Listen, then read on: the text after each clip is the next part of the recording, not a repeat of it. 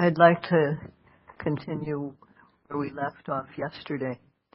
One of the topics we talked about yesterday was how sense experience happens, how mind and matter are involved in the moment of seeing, hearing, smelling, tasting, touching, and thinking.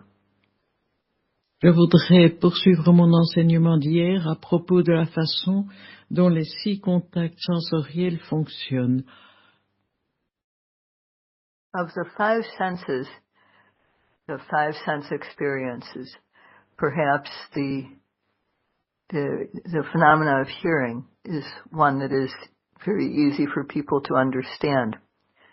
So just to review, as I'm talking now, and you are listening, sound waves are striking your ears as you're paying attention to the sound. So you're hearing.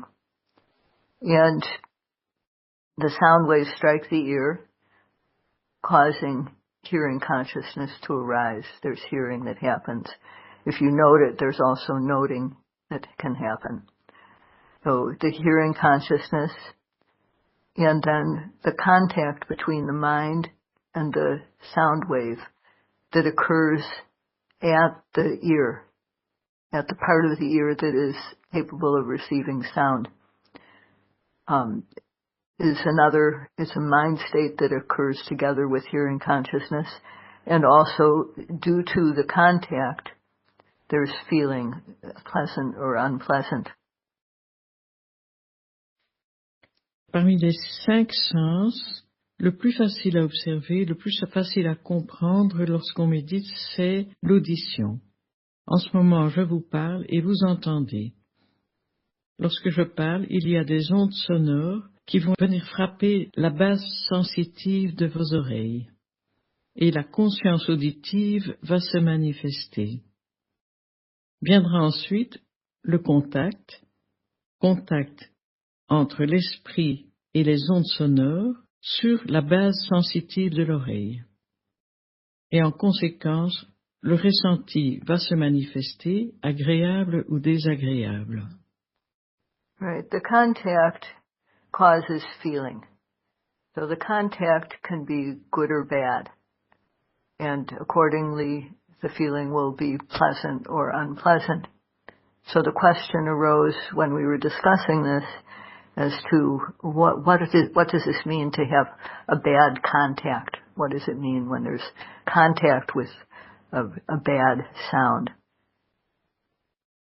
Le contact va engendrer le ressenti.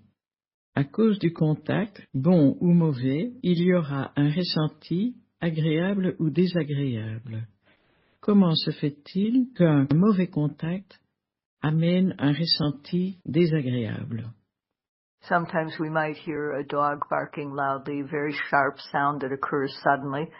People can find that unpleasant.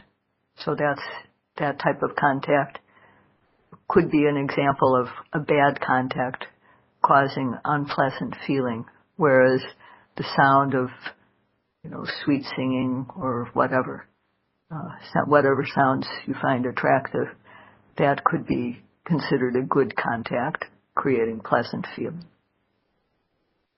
Imaginons par exemple qu'il y ait un chien qui aboie.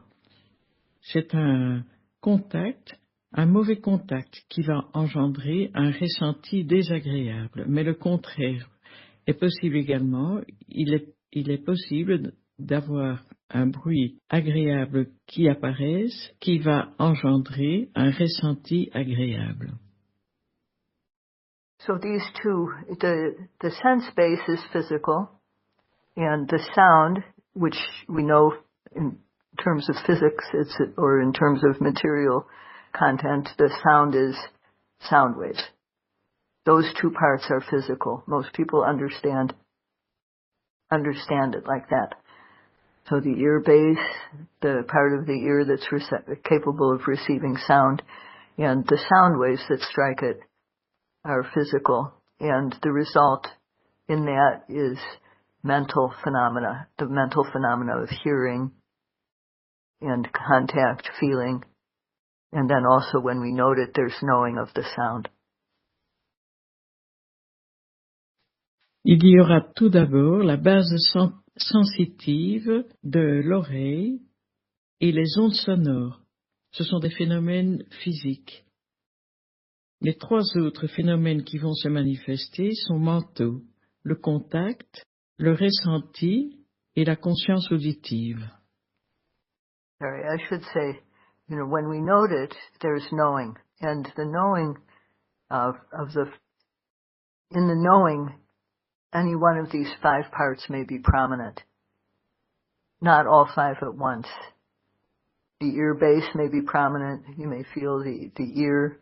You may feel the sound repeatedly striking the ear. You may feel the hearing consciousness, the hearing actually coming and going. You may feel the sense of contact or the sense of the feeling, the pleasantness or unpleasantness of the sense experience. Lorsque vous notez entendre, les 5 parties, ces 5 phénomènes ne vont pas être expérimentés ensemble. Vous allez peut-être expérimenter la base sensitive de l'oreille. C'est peut-être l'onde sonore qui va vous être très apparente, ou alors le contact, ou le ressenti, ou la conscience auditive.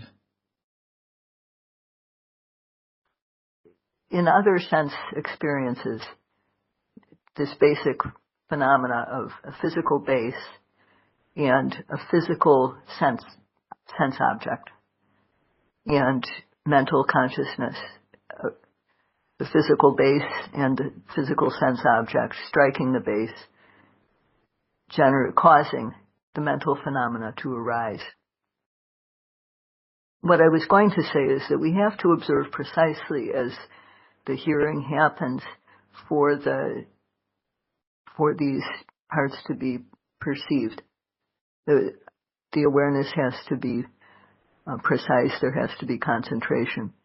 It's not always a dramatic experience of, oh, wow, the sound is striking my ear, or the ear is vibrating, or whatever it is doing, or we may just mostly know the hearing consciousness, or the sense of pleasantness or unpleasantness.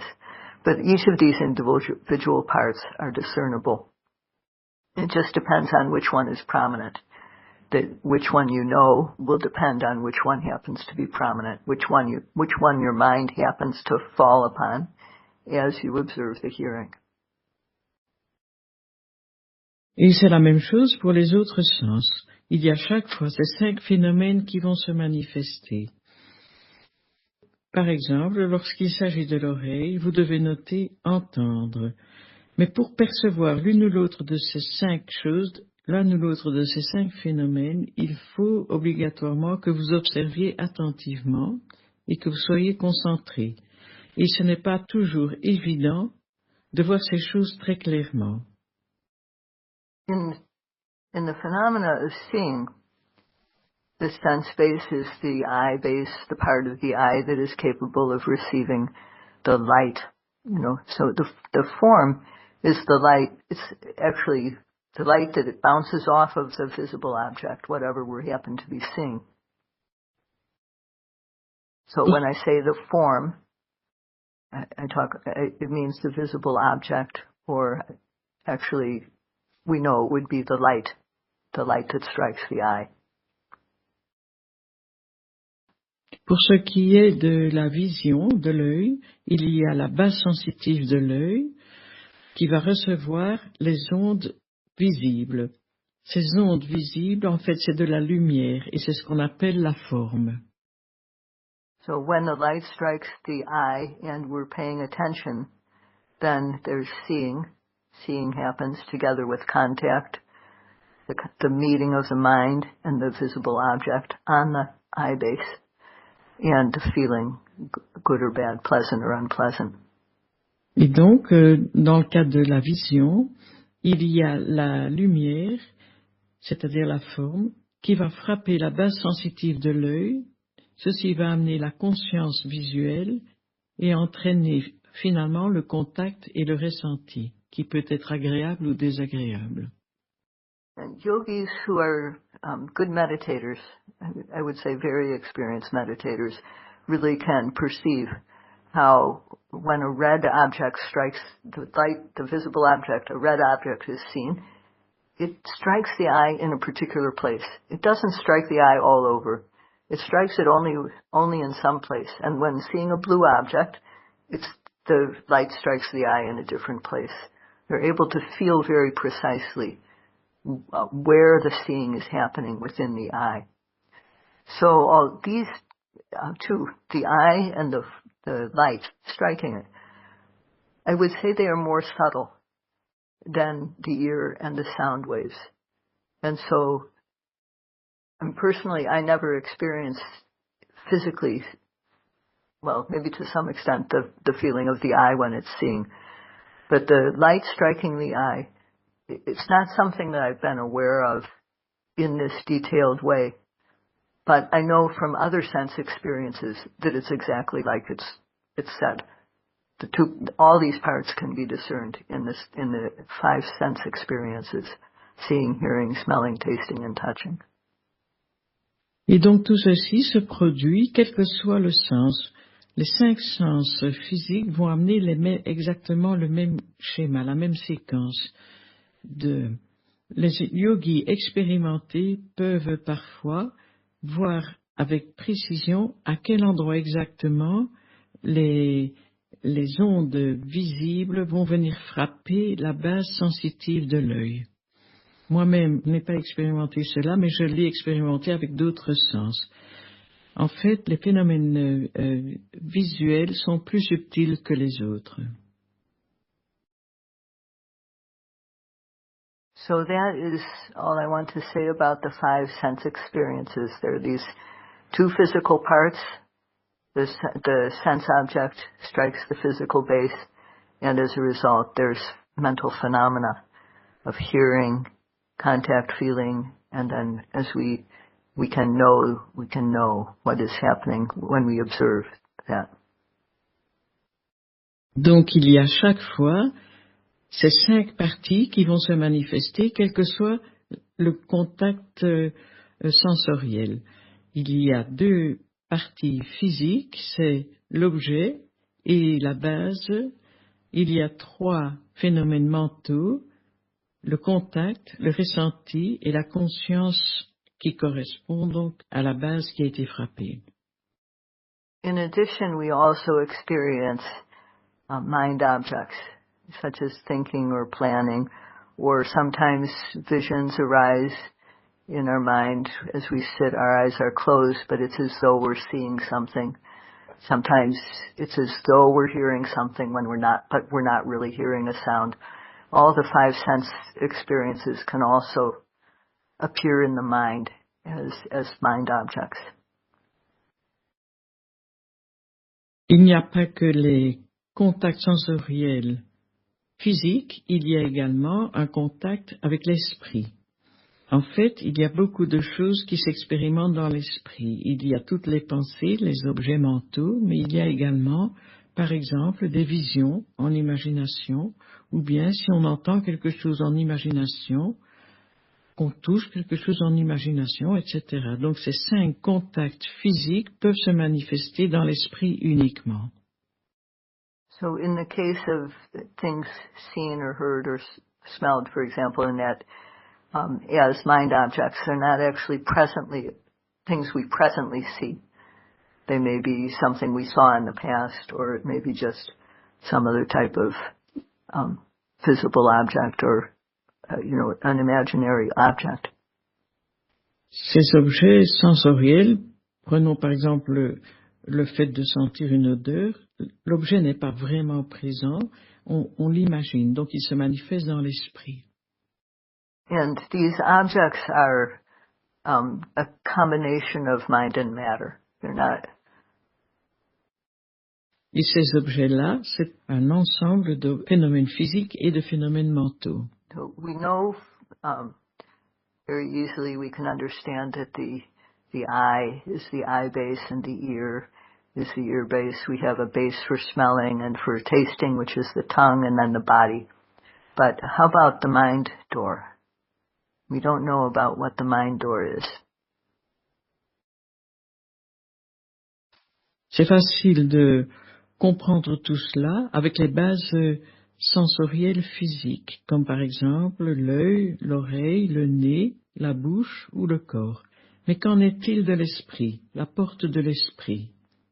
So the mind door is the subconscious, and it's called in Pali the Bhavanga. It's also called the life continuum.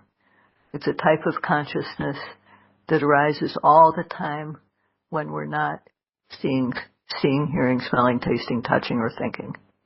When there's not some type of sense experience like that happening, then there's the Bhavanga consciousness or the subconscious consciousness happening. And if it were not happening, we wouldn't be alive.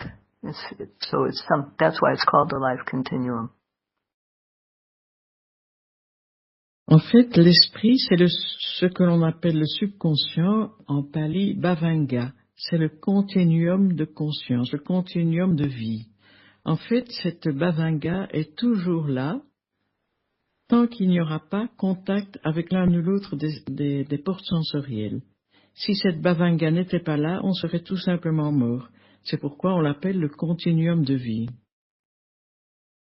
So, for example, when a visible object strikes the eye, that Bhavanga consciousness is interrupted, and then the mind turns towards the visible object. So that's what happens in the case of seeing, how seeing begins. First of all, the Bhavanga consciousness is happening, but a visible object strikes the eye, and as a result of that, the Bhavanga the subconscious is interrupted after two moments, and then the consciousness called adverting consciousness arises to start to take in the visible object. The mind takes the visible object as its object. Prenons par exemple un contact avec l'œil. L'objet visible entre en contact avec la partie sensitive de l'œil. Le continuum de vie Bhavanga est interrompu et apparaissent alors toute une série de consciences. La première d'entre elles va se tourner vers l'objet. D'autres consciences vont également apparaître. So, in the case of a thought, the subconscious and the thought can't exist at the same time. And also the thought and the noting mind cannot exist at the same time. So the Bhavanga consciousness stops and the thought arises. And then the thought arises and passes away. And then the following mind, there's a type of consciousness that takes that thought as its object.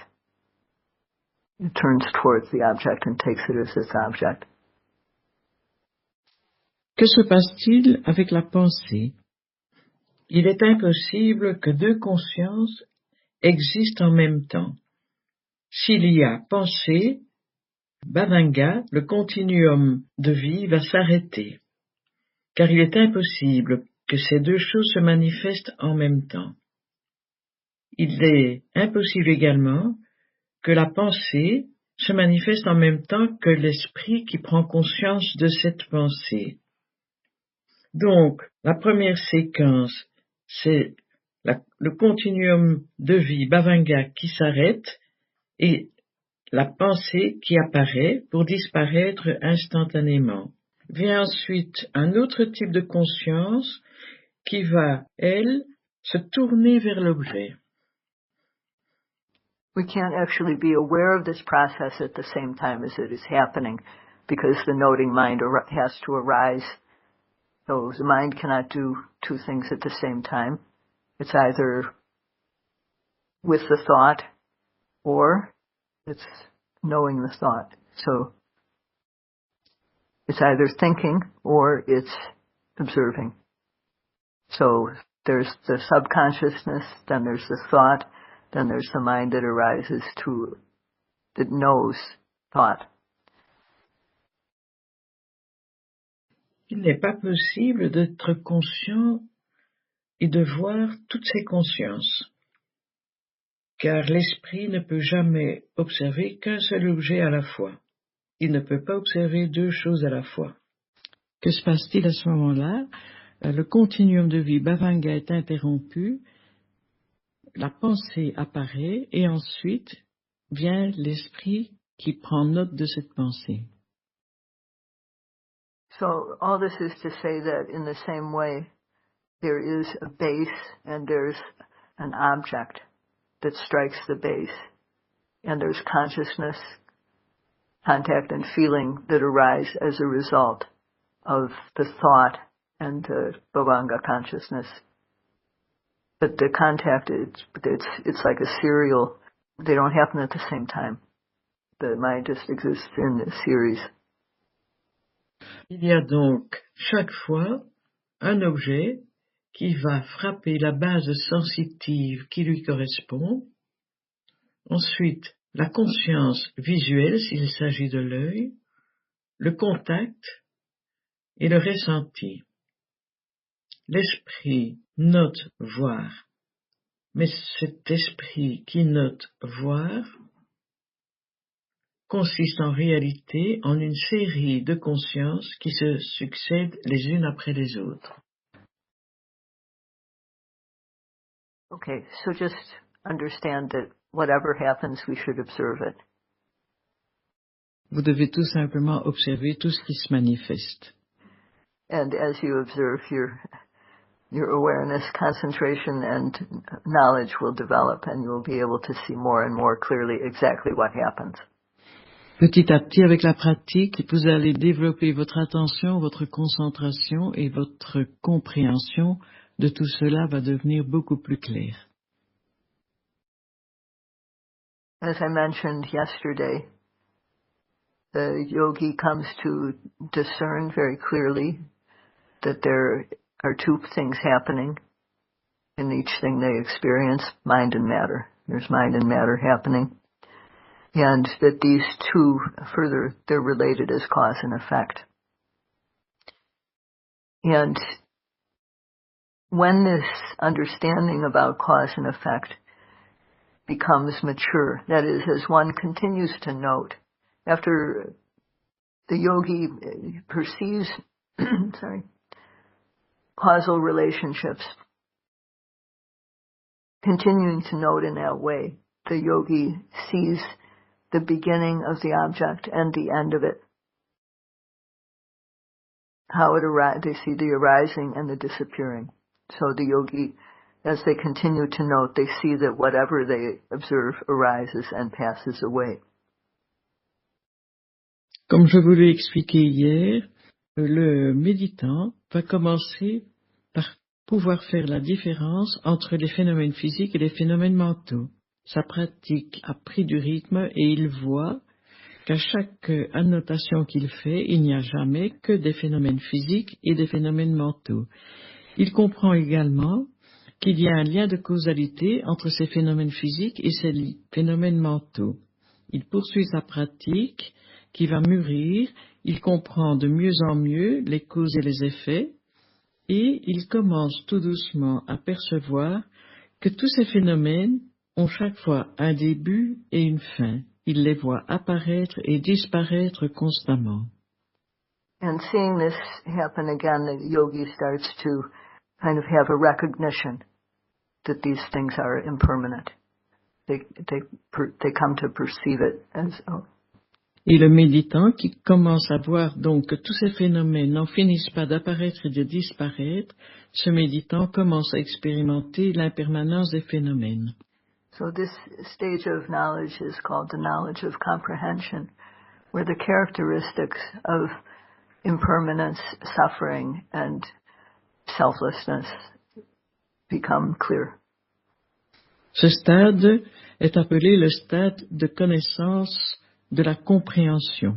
Le méditant commence à comprendre expérimentalement l'impermanence, la souffrance et le non-soi. So there are three things that have to be known and that are known or that happen at this stage. One is that impermanent phenomena has to be known.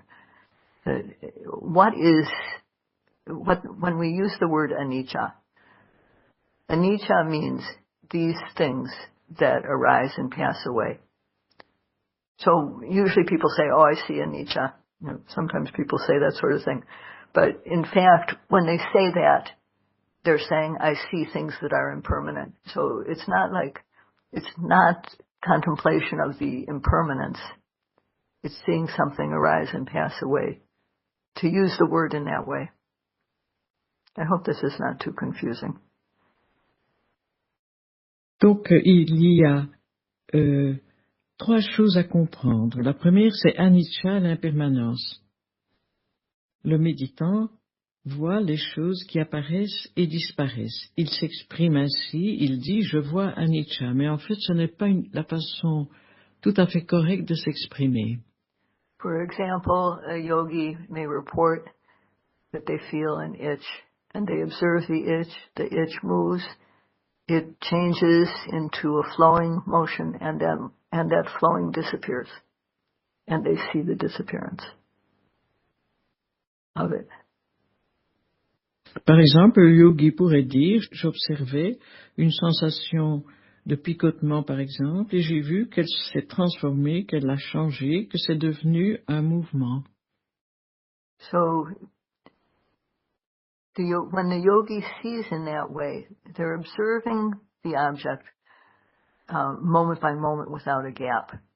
So they're seeing very clearly the phenomena that's happening, the itching. The itching is happening. The itching moves. It changes quality from being a prickly feeling to a flowing feeling, and then that flowing, they're observing that flowing, and it goes away. And then they recognize, oh, it's impermanent. There's a moment of recognition. So they understand the characteristic at that point, the characteristic of impermanence. As they observe the impermanent phenomenon, they come to recognize the characteristic of impermanence. I'm glad to see some heads nodding. Le yogi observe sans interruption, de façon très concentrée, une sensation de picotement, par exemple, il l'observe, et il l'observe encore, et il voit qu'elle diminue, et finalement, il la voit disparaître. On dit alors, il comprend la caractéristique de anicca.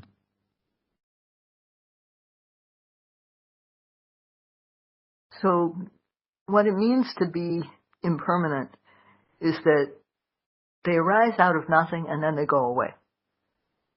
So having arisen, they go away.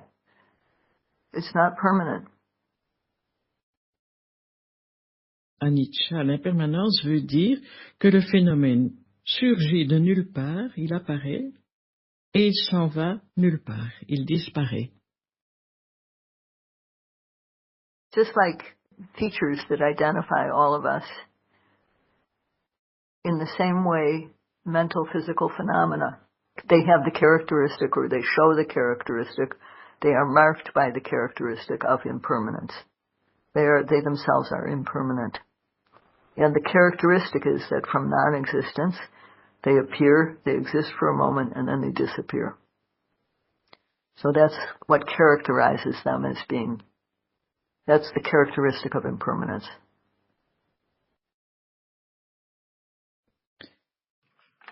Les phénomènes physiques et mentaux qui nous constituent sont tous caractérisés par l'impermanence. Ils montrent tous cette caractéristique d'impermanence. Ils ont cette caractéristique, ils sont marqués par cette caractéristique. Cette caractéristique de l'impermanence, c'est le fait que de l'état de non-existence, ils passent à un état d'existence pour repasser ensuite à la non-existence. Ceci, c'est la caractéristique de anicca. Something that does not ever come into existence cannot be called impermanent. And the things that do not come into existence are nibbana and concepts. Those things cannot be called impermanent. Quelque chose qui n'apparaît pas qui n'est jamais apparu ne peut pas être appelé anicca impermanent. Et qu'est-ce qui n'est jamais apparu? C'est nibbana et le concept. And if something arises and then exists forever without disappearing, it also cannot be termed impermanent. However, there isn't anything in this world, in the world, that arises and then exists forever. If they arise, they disappear. Quelque chose qui apparaîtrait et qui ne disparaîtrait jamais ne peut pas non plus être appelé anicca impermanent. Mais cet objet-là n'existe pas. So this is something that we have to contemplate. So we have to know the impermanent phenomenon. We have to know the characteristic, and this also has to be contemplated. There has to be contemplation of impermanence, which is called anicca nupassana. When the yogi sees like this, with that recognition of seeing the object arise and then disappear, and then the recognition of the characteristic of impermanence, that's what we would say contemplation of anicca nupassana. Donc le yogi devra comprendre anicca, il devra comprendre la caractéristique de anicca, il devra contempler anicca. Ceci est appelé en pali anicca nupassana. Si le yogi réussit à voir que l'objet apparaît puis disparaît, on peut dire qu'il pratique anicca nupassana, la contemplation des caractéristiques de anicca. So this is something that we have to know for ourselves. We have to know the arising and disappearing of the phenomena. Ce sont des choses que nous devons expérimenter et comprendre par nous-mêmes. Nous devons expérimenter les apparitions et disparitions de phénomènes. So when you observe them and clearly see the constant disappearing of the objects, the constant arising and then disappearing, particularly the disappearing, then you come to a determination by your own insight knowledge that they're impermanent.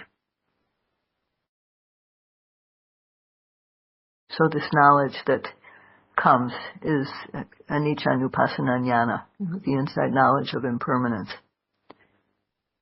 So it's something that happens only while you are observing and noting. It doesn't happen by thinking about things in retrospect, really. It's just, it occurs as one observes the phenomena. Le yogi qui réussit à voir clairement les apparitions et disparitions de phénomènes va comprendre par lui-même. C'est une compréhension personnelle, appelée en pali anicca nupassana jnana, la compréhension de anicca. Cette compréhension, cette connaissance ne peut s'obtenir que par la pratique, par l'observation attentive. Ce n'est pas une compréhension intellectuelle. Disappearing after having arisen is the sign of impermanence. Le fait de disparaître après être apparu est le signe de l'impermanence. And the knowledge of impermanence is knowing that something is impermanent, having seen it disappear as one observes it. Le fait de disparaître après être apparu, c'est le signe de l'impermanence. La connaissance de l'impermanence, c'est le fait d'avoir vu que quelque chose disparaît après être apparu.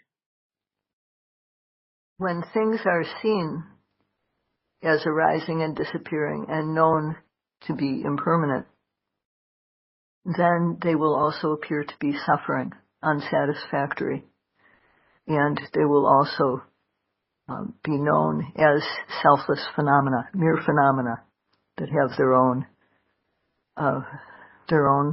way of arising and passing away. Lorsque le méditant voit comment les choses apparaissent et disparaissent, il expérimente par voie de conséquence la souffrance. il expérimente également par voie de conséquence, anatta, le fait que ces choses sont incontrôlables. Elles apparaissent et disparaissent d'elles-mêmes. So, in brief, when impermanence is seen, suffering appears. When suffering appears, not self will be seen. Donc, en bref, lorsque anicca est vu, dukkha apparaît, et lorsque dukkha est vu, anatta apparaît. And further, when non-self is seen, then one rushes in to nibbana. Et lorsque anatta est vu, nibbana se présente. However, although it is said like that, when one sees not self, one rushes into nibbana. It doesn't happen with just seeing it once. This is just at a particular stage one sees the quality of non-self in this way that I've described. This is particular to this lower stage of insight, the knowledge of comprehension. So it actually takes much more further development for nibbana to be realized. Mais tout ce que je viens d'expliquer, c'est en fait un des stades de connaissance vipassana, le stade de la connaissance par la compréhension. Pour réaliser nibbana, il faudra que tout ceci soit approfondi et vu de plus en plus clairement, ce qui va obliger le méditant à passer par d'autres stades de connaissance avant de pouvoir réaliser nibbana. So I'm going to talk briefly about what happens following the knowledge of comprehension. As one continues to observe from the stage of comprehension, one is observing and contemplating the phenomena which are impermanent, suffering and not self. Noting again and again and again, the yogi becomes very skilled and doesn't reflect anymore. There's no longer that moment of recognition about the suffering quality or the impermanent quality, the suffering quality or the selfless quality. The yogi just continues to note, and then the knowing, what the yogi sees, becomes very precise. The seeing becomes very quick and precise. Après ce stade, donc, de la connaissance par la compréhension, le yogi va poursuivre sa pratique. Il va continuer à observer tous ces phénomènes qu'il voit comme étant anicca, dukkha et anatta, impermanents, insatisfaisants et non-soi. Il pratique ainsi et expérimente tout cela de façon répétée, encore et encore. Son esprit va devenir de plus en plus calme et il va réussir à noter constamment et à voir avec plus de précision et plus rapidement. So every time the yogi notes, they see very, very sharply the beginning and the end of the object. It's very, very distinct. So that is called the stage of the rising and passing away, knowledge of arising and passing away. Le méditant, pour pratiquer ainsi, il voit de plus en plus clairement le début et la fin des phénomènes. Ce stade est appelé le stade des apparitions et disparitions. And at this stage, there are what are called impurities of insight. There are things that are really fascinating and delightful to experience, like light. Lights arise. Sometimes the yogi can even, the light even comes out of the body of the yogi. Sometimes I'm told, some yogis even light up the whole room. But I just know that light appears, and then joy, satisfaction, joy, rapture, that also arises quite a lot at this stage. Le yogi, à ce stade, va expérimenter certaines choses inhabituelles qui vont le rendre euphorique. Il est possible, par exemple, qu'il expérimente de fortes lumières, qu'il ait l'impression que son corps s'est élargi, étendu. Il a beaucoup de joie. Right, the quality of piti. And then also tranquility of mind and body, which is passaddhi, is very distinct. And faith, clarity, belief, reverence, that also tends to be very strong. Le yogi à ce stade va également expérimenter, en plus de cette forte joie, piti, il expérimente passaddhi, la tranquillité, il a une forte foi, tout est devenu très clair, il a de l'énergie. And the awareness, the sati or mindfulness, is very, very sharp, so the yogi feels that there's nothing that he or she can't note and know. And this makes the yogi feel very happy and satisfied.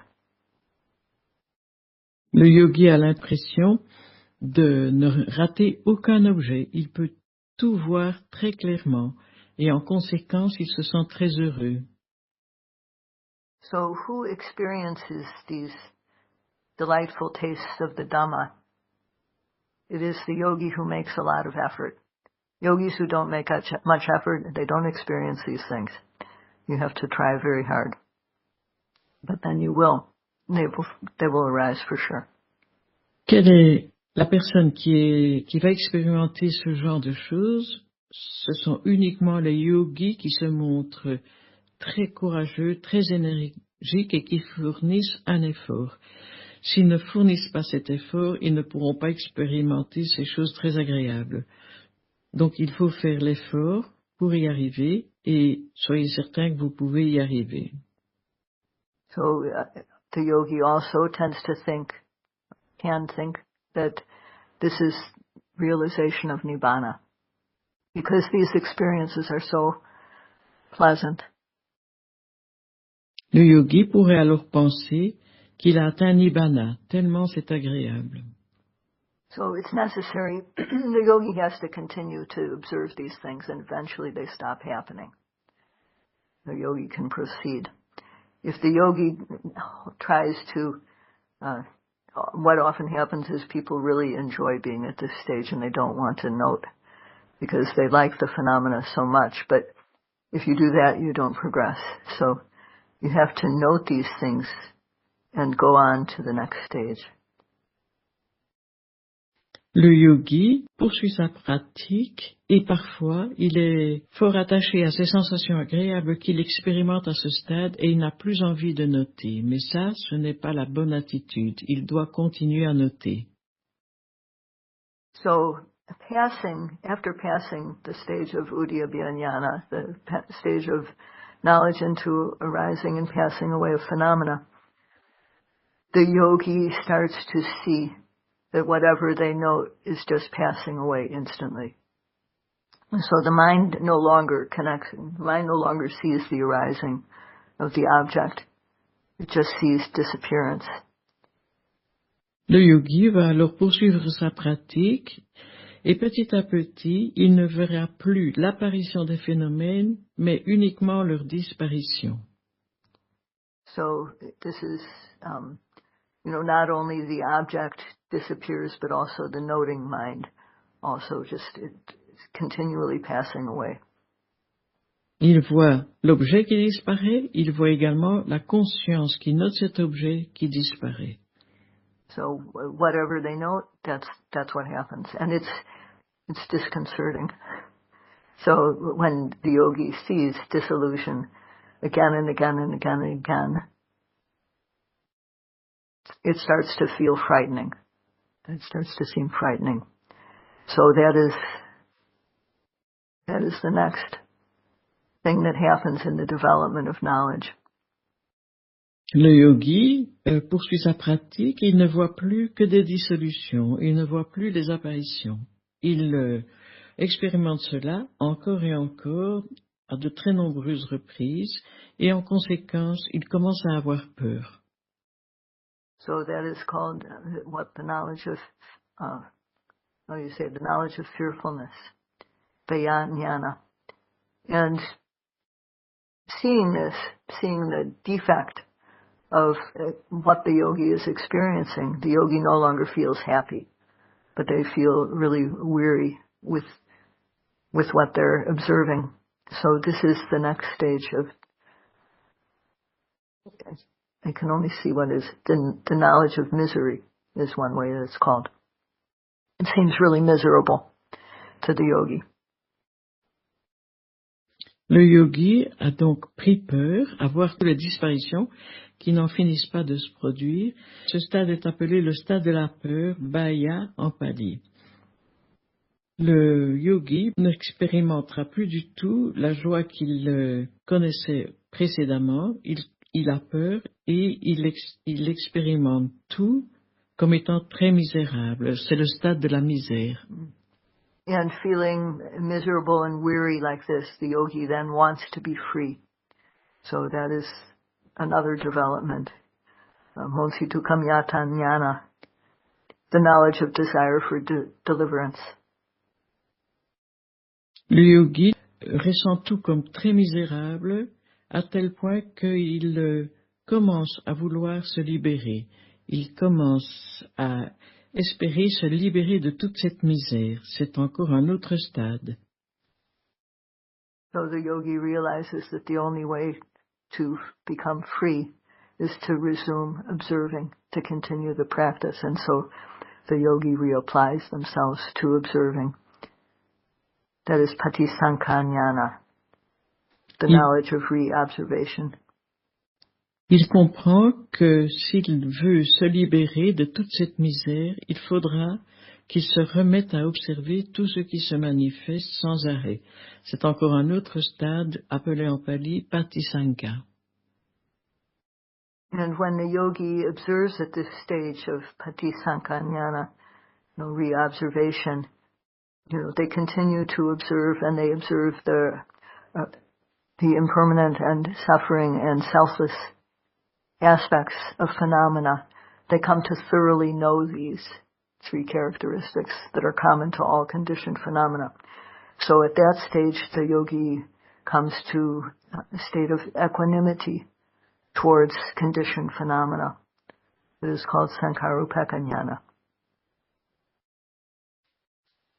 À ce stade donc de la réobservation, patisankha, le yogi reprend la pratique, il réobserve tout ce qui se manifeste à chaque instant, il comprend et voit anicca, dukkha et anatta. À force d'observer ainsi, avec cette qualité d'attention, il va finalement atteindre le stade de l'équanimité par rapport aux phénomènes conditionnés, appelé en pali upeka. Sankarupeka Jnana. Sankarupeka Jnana. This stage is very subtle, very good, and it seems like, without any striving or effort at all, the objects just come one after another, and the noting mind is just continuing to note them in a very, very long continuum. À ce stade, les phénomènes sont devenus très subtils. La prise de conscience est automatique. Le yogi ne doit plus faire d'efforts pour noter les objets. Tout ceci se fait facilement, automatiquement, et il peut rester ainsi en méditation pendant très longtemps. And this is the point at which these, remember when I talked about the different abodes of the noble ones, 5 parts removed, 5 parts have to be removed. What are the 5 parts? Does anybody remember? 5 parts have to be removed, 5 hindrances. And then we have to become endowed with 6 parts. So this is the point at which someone becomes endowed with 6 parts. Donc, vous vous souvenez peut-être de l'enseignement que j'ai donné il y a quelques jours à propos de la demeure des êtres nobles, des 5 parties qu'il fallait éliminer de l'esprit, des 6 parties qu'il fallait introduire en soi. Ce stade de l'équanimité est ces 6 parties à introduire en soi. So the Buddha asked, Katancha Bhikkhave Bhikkhu, Chalanga Samanagato Hoti. So that 6, being endowed with 6 parts is this Chalanga Samanagato. So he asks, O bhikkhus, how is it that a monk or a person who is striving to become free of the kilesas, how is it that they are complete with 6 attributes? And he answered, I'll say the Pali first and then the English, Ita Bhikkhave Bhikkhu, Chakuna Rupan Diswa, Newa Sumano Hoti Na Domino. Upekako viharati, sato sampajano. So that means, O monks, in this era of my teaching, a monk or a person who sees the dangers of samsara, the cycle of rebirth, a person who can eliminate the mental defilements, after seeing a form with the eye, the person does not feel pleasant, does not feel happy, does not feel disappointed, but it simply dwells aware, clearly comprehending, and equanimous.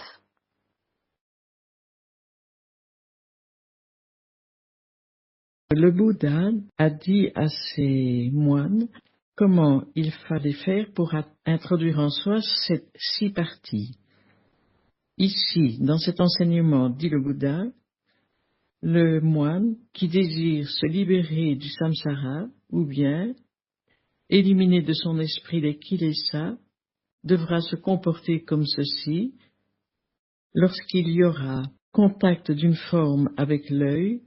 Il ne devra pas s'y attacher, il ne devra pas développer le mécontentement par rapport à cet objet, il devra simplement demeurer attentif, comprenant clairement, avec équanimité.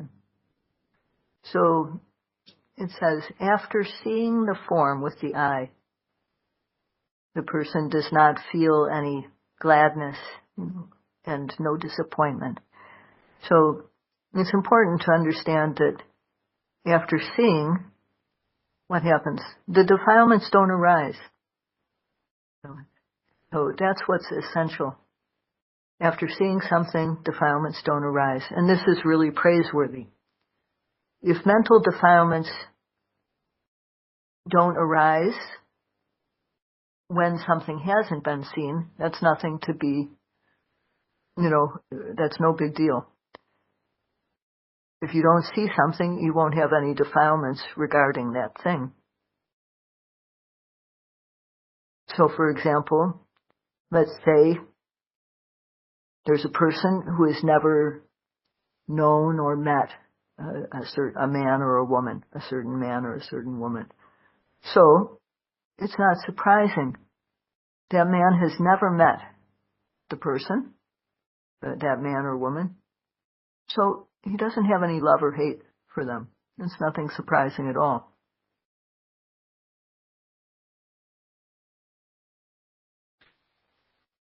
Donc lorsque une personne voit quelque chose, qu'une forme visible entre en contact avec la base sensitive de son œil, s'il le voit de façon équanime, les kilesas ne vont pas se manifester. C'est un petit peu comme si une personne n'avait jamais vu une autre personne. Il est impossible que le désir ou l'aversion surgisse par rapport à cette personne qu'il n'a jamais vue. What is remarkable is when you have seen a person who is lovable and don't love them, or you've seen a person who is detestable and do not hate them. That's what's remarkable. Ce qui est remarquable, c'est que lorsque vous rencontrez ou vous voyez une personne détestable, la colère ne se manifeste pas. Lorsque vous voyez une personne qui vous plaît, le désir ne se manifeste pas. So at this stage, the yogi or the noble person, they see an object that is pleasant, but they don't feel any joy or gladness about it. They see it with full awareness and comprehension. And therefore there's impartiality about it.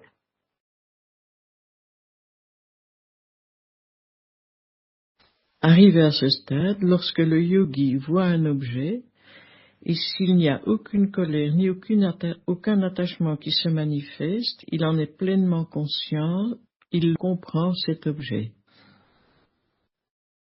So when the yogi observes, when there's seeing happening, the yogi observes and knows it correctly. When hearing happens, the yogi observes and knows it correctly. When smelling happens, the yogi observes and knows it correctly. When tasting happens, the yogi observes and knows it correctly. When touching happens, the yogi observes and knows it correctly. When observing mind objects, the yogi observes and knows them correctly. Not feeling joy or disappointment, just observing impartially. Tout ceci veut dire que lorsque le yogi notera tout ce qui se manifeste aux 6 portes sensorielles, il sera capable de comprendre ces choses correctement, de les expérimenter correctement. Lorsqu'il y aura contact avec l'œil, il n'y aura ni désir ni aversion. Lorsqu'il y aura contact avec l'oreille, il n'y aura ni désir ni aversion. Lorsqu'il y aura contact avec le nez, il n'y aura ni désir ni aversion. Lorsqu'il y aura contact avec la langue, il n'y aura ni désir ni aversion. Lorsqu'il y aura contact avec le corps, il n'y aura ni désir ni aversion. Lorsqu'il y aura contact avec l'esprit des objets mentaux, il n'y aura ni désir ni aversion. Il n'y aura jamais que l'équanimité. Ceci, c'est noté et observé correctement. At this stage, the mind of the yogi is like the mind of the arahant. The yogi sees in that way that the arahant also sees. À ce stade, l'esprit du yogi est comparable à l'esprit d'un arhat. This is where I'm going to finish my talk tonight. C'est là-dessus que nous allons terminer l'enseignement de ce soir. What it means to be endowed with 6 parts is to be endowed with this, to have realized this stage of equanimity towards all conditioned phenomena. So whatever of the 6 sense objects arises, to dwell in equanimity, seeing it clearly, comprehending it clearly. Les 6 parties qu'il faut introduire en soi pour se trouver dans la demeure des êtres nobles, c'est précisément le fait d'avoir atteint ce stade de l'équanimité, Sankarupeka, Jnana. Ceci veut dire que le méditant devra demeurer dans l'observation équanime des 6 contacts sensoriels chaque fois qu'ils auront lieu. Il devra les voir avec équanimité et très clairement, les comprenant correctement. Okay, this stage has to be reached before somebody can realize Nibbana. Ce stade doit être atteint pour pouvoir expérimenter Nibbana. And regarding the realization of Nibbana or being a Sotapanna, if someone has told you that you are a Sotapanna, it's better just to forget that, because even the Buddha stopped giving that type of decision about people, what stage they had realized. At one point he did, but after a while, when he was asked many times about the stages that different people had realized who had passed away, he instead of saying, he of course knew what stage people had realized, but what he did was he gave a teaching called the mirror of the Dhamma, and it's up to the yogi to evaluate themselves according to that mirror. It's not, a teacher sometimes may say something they may not know correctly. Sayadaw Pandita also wouldn't give that type of saying. Mahasi Sayadaw also, he didn't approve of trying to make that pronouncement over people. So the best thing to do also, if you think you've attained something, it's better to forget about it, because people tend to stop. They tend to be complacent if they think they've attained. So that is just what I have to say about the realization of Nibbana. There is a way to evaluate. There's the stage of progressive insight, which often, when people have realized the higher stages of insight at least, sometimes they play those tapes of those talks for the yogis. And the yogis can decide for themselves what their experience was. They can understand for themselves where they are. And the other thing is the mirror of Dhamma, the sutta called the mirror of the Dhamma. Il est nécessaire, il est indispensable d'atteindre ce stade de l'équanimité pour pouvoir réaliser Nibbana. On est alors devenu un Sotapanna. Mais le Bouddha était le seul qui pouvait voir si quelqu'un avait réellement atteint ce stade. Les gens parfois se posent des questions à ce propos et se demandent s'ils l'auraient atteint. Si vous vous faites des idées à ce sujet, essayez de les oublier le plus vite possible. Parce que même le Bouddha ne disait pas aux gens si oui ou non ils avaient atteint ce stade. Les professeurs, en général, ne le disent pas aux élèves, tout simplement parce qu'ils pourraient se tromper. Donc la meilleure chose, si vous pensez avoir atteint ce stade, c'est de l'oublier. On parle parfois du miroir du Dhamma. Le miroir du Dhamma, c'est simplement d'évaluer par soi-même dans quelle mesure on a réalisé ce qui est annoncé dans les enseignements. Les enseignements sont ce Dhamma. Nous allons comparer nos propres expériences à ce qui est expliqué dans les enseignements sur le Dhamma et nous pourrons nous faire une idée à propos de notre avancement dans la pratique. Mahasi Sayadaw told the story of a man who was a very upright, learned, high-class man. And he had practiced, and one of his teachers had said, he's a Sotapanna. So he talked about that to another teacher who Mahasi Sayadaw said was like a teacher to Mahasi Sayadaw, about 20 years older than him. And that teacher said, you haven't attained anything.